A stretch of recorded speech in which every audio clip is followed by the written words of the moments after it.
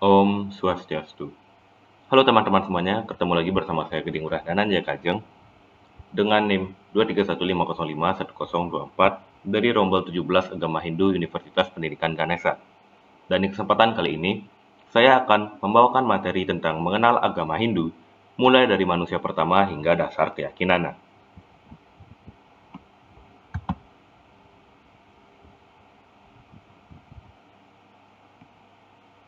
Nah, di kesempatan kali ini saya akan membawakan 3 topik. Yang pertama yaitu mengenal manusia pertama dalam kepercayaan agama Hindu. Lalu yang kedua dasar keyakinan agama Hindu dan hubungannya dengan surga dan neraka. Lalu yang ketiga adalah alasan orang mengakhiri hidupnya sendiri dan solusinya menurut agama Hindu. Untuk mempersingkat waktu, langsung saja kita masuk ke materi kita. Nah, agama Hindu diyakini sebagai kepercayaan tertua yang ada di dunia yang masih ada hingga saat ini. Umat Hindu memiliki sebutan untuk agama yang dipeluknya, yaitu Santana Dharma. Santana Dharma ini memiliki arti kebenaran abadi atau bisa juga diartikan dengan jalan abadi. Karena umat Hindu mempercayai, agama Hindu menyediakan kewajiban yang kekal dan berlaku untuk semua umatnya tanpa memandang status sosialnya, kasta, ataupun kekayaannya. Sebagai agama yang tertua, agama Hindu mempercayai manusia yang pertama lahir ke dunia ini sudah sejak dahulu kala. Dan manusia yang hadir dalam dunia ini disebut dengan Swayambhu Manu. Swayambhu Manu dipercaya lahir dari pecahan tubuh Dewa Brahma. Dipercaya dahulu Dewa Brahma membagi dua tubuhnya, yang dimana satu pecahan tubuhnya menjadi pria yang dikenal dengan sebutan Swayambhu Manu, dan pecahan lainnya berubah menjadi wanita yang kemudian dikenal dengan sebutan Satarupa.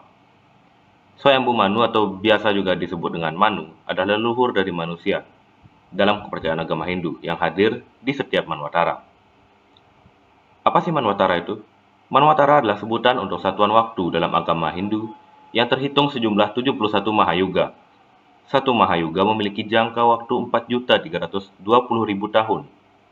Dan menurut mitologi Hindu, Manwantara tersebut berjumlah sebanyak 14 Manwantara. Yang dimana jika nantinya sudah berlalu 14 Manwantara tersebut, maka dunia ini akan dimusnahkan. Dipercaya hingga saat ini Manwantara yang sudah berlalu adalah sebanyak 6 Manwantara. Dan saat ini sudah memasuki Manwantara ke-7. Kembali lagi pada pembahasan Manu, dipercaya bahwa Manu ini kemudian menikah dengan Satarupa, yang kemudian menghasilkan keturunan-keturunan lainnya untuk menghuni bumi ini. Nah, pada saat ini juga dipercaya telah diciptakan para resi serta makhluk lainnya oleh Dewa Brahma. Anak dan cucu yang dihasilkan dari pernikahan Manu dengan Satarupa kemudian disebut dengan Manawa. Manawa adalah bahasa Sanskerta yang merupakan asal-usul dari kata manusia, di mana Manawa secara harfiah diartikan sebagai keturunan Manu. Swayambhu Manu dan Satarupa merupakan manusia paling pertama yang lahir di dunia dalam hitungan satu Manwantara. Apabila satu Manwantara telah berlalu, kemudian barulah akan ada Manu yang baru yang terlahir sebagai leluhur dari manusia di kehidupan Manwantara tersebut. Dan peristiwa ini terus-menerus berulang hingga ke Manwantara ke-14, yang dimana menjadi Manwantara terakhir sebelum dunia ini dihancurkan. Saat ini pada Manwantara ke-7, Manu yang pertama lahir disebut dengan Waiwaswata Manu, yang dimana merupakan putra dari Sang Surya, Dewa Matahari dalam kepercayaan agama Hindu, yang menjadi leluhur dari kita semua, umat Hindu yang hidup pada zaman ini.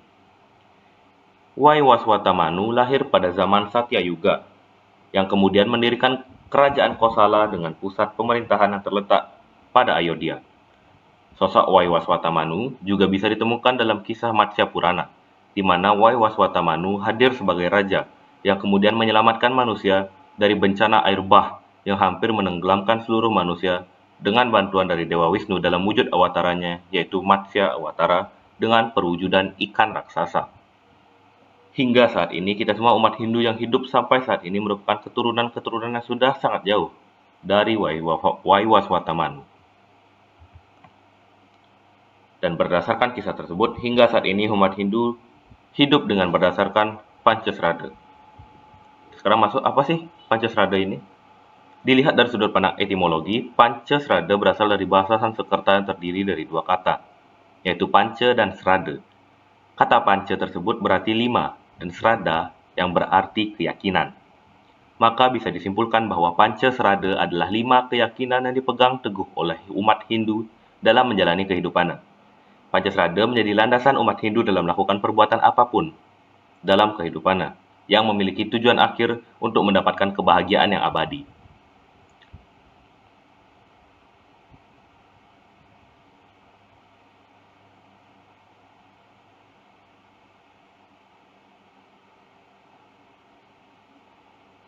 Umat Hindu memiliki tujuan akhir yang disebut dengan Moksartam Jagat Ita Yaca Iti Dharma, yang artinya bahwa kebenaran atau agama itu tujuannya untuk mencapai moksa, yaitu kebahagiaan yang abadi dan kekal. Moksa tersebut juga tercantum di dalam 5 bagian dari Pancasrada, yaitu Brahman, Atman, Karmapala, Samsara atau Punarbawa, dan Moksa. Sekarang kita lanjut ke pembahasan dari masing-masing bagian dari Pancasrada. Keyakinan yang pertama adalah Brahman. Brahman itu sendiri merupakan salah satu sebutan untuk Tuhan dalam kepercayaan agama Hindu. Berbeda dengan Brahma, yang dimana merupakan salah satu dari nama dewa dalam Trimurti. Brahman adalah Tuhan itu sendiri. Keyakinan Brahman ini berfokus pada keyakinan kita terhadap adanya ide Sanya Widi yang dipercaya sebagai Tuhan yang Maha Esa, Maha Kuasa, dan Maha Segalanya. Lalu keyakinan yang kedua adalah Atman. Atman adalah percikan kecil dari ide Sang Hyang Widi yang memberikan kehidupan kepada wadah atau badan kasar dari setiap makhluk hidup. Dengan keyakinan akan adanya Atman atau percikan kecil ide Sang Hyang Widi di dalam diri setiap makhluk hidup, diharapkan kita sebagai sesama makhluk hidup akan lebih menghargai arti kehidupan yang telah diberikan oleh Tuhan kepada kita semua. Tujuan terakhir dari umat Hindu adalah dapat mencapai kebahagiaan abadi di saat Atman kita telah lepas dari keduniawian dan kembali bersatu dengan Brahman atau ide Sang Hyang Widi. Selanjutnya keyakinan yang ketiga adalah Karmapala. Karmapala adalah keyakinan akan adanya hukum sebab akibat dari semua perbuatan yang kita lakukan di kehidupan ini. Karmapala sendiri terbagi menjadi 3 jenis. Yang pertama adalah karma kita di masa lalu yang akan dirasakan akibatnya di kehidupan saat ini. Kedua adalah karma kita di kehidupan saat ini yang akan kita rasakan akibatnya di kehidupan ini juga. Dan yang terakhir adalah karma di kehidupan kita yang saat ini yang akibatnya akan kita rasakan di kehidupan selanjutnya. Oleh karena itu, kita diharap untuk selalu berbuat kebaikan dalam kehidupan kita agar karma baik yang akan kita terima. Setelah itu, ada bagian yang keempat adalah Punarbawa atau Samsara. Keyakinan ini mengajarkan kita akan adanya kelahiran kembali atau reinkarnasi yang dipercaya oleh agama Hindu. Reinkarnasi ini terjadi berhubungan dengan adanya hukum karma dalam kepercayaan Hindu. Punarbawa dikenal memiliki 2 golongan di dalamnya. Yang pertama adalah surga siuta, yang artinya bisa diartikan dengan kelahiran kembali dari surga. Manusia yang terlahir dari surga siuta digambarkan dengan orang yang sehat, sejahtera, bahagia, dan sebagainya. Karena di kehidupan mereka yang sebelumnya, mereka banyak berbuat baik dan menjalankan ajaran Dharma. Berbanding terbalik, umat Hindu juga percaya akan adanya neraka siuta, yang bisa diartikan dengan kelahiran kembali dari neraka. Mereka yang lahir dari neraka siuta biasanya digambarkan dengan kondisi yang kekurangan, baik itu secara fisik, finansial, dan sebagainya. Hal ini merupakan karma yang mereka terima berdasarkan perbuatan mereka di kehidupan mereka yang sebelumnya. Lalu selanjutnya adalah bagian terakhir dari Pancasrada, yaitu Moksa. Moksa adalah kebahagiaan serta kedamaian abadi yang menjadi tujuan akhir dalam kehidupan umat Hindu. Saat mencapai Moksa, Atman, yaitu percikan kecil dari ide Sang Hyang Widi, akan kembali menyatu dengan Brahman dan terlepas dari kelahiran kembali. Moksa juga dikenal memiliki 3 tingkatan di dalamnya. Yang pertama adalah Samipya, di mana dalam tingkatan ini, contohnya adalah yang dirasakan oleh para yogi ketika berhasil mengosongkan pikirannya dan bertapa hingga atmanya menjadi lebih dekat dengan Brahman, dengan berusaha menjauhkan diri dari keduniawian. Lalu yang kedua ada Sarupya, adalah ketika kebebasan yang didapat tersebut disebabkan karena kelahirannya. Walaupun sudah mendapatkan wujud tertentu, namun belum terikat dengan keduniawian. Lalu yang terakhir adalah Salokya, ketika kebebasan yang didapat oleh Atman telah berada dalam posisi dan kesadaran yang sama dengan Brahman itu sendiri.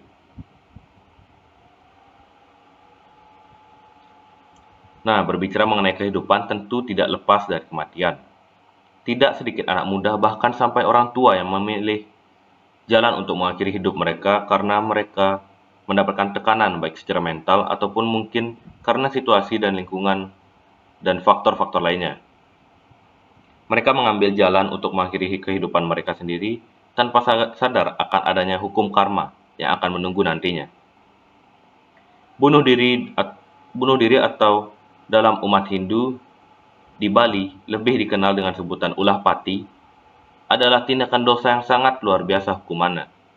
Dalam kepercayaan Hindu, orang-orang yang memiliki dosa yang besar diyakini nantinya akan kembali lahir dari neraka Syuta, yang dimana orang tersebut nantinya akan lahir dalam kondisi yang kurang, baik itu dari segi kesehatan fisik, mental, atau batin, atau kekurangan dalam segi ekonomi dan sebagainya.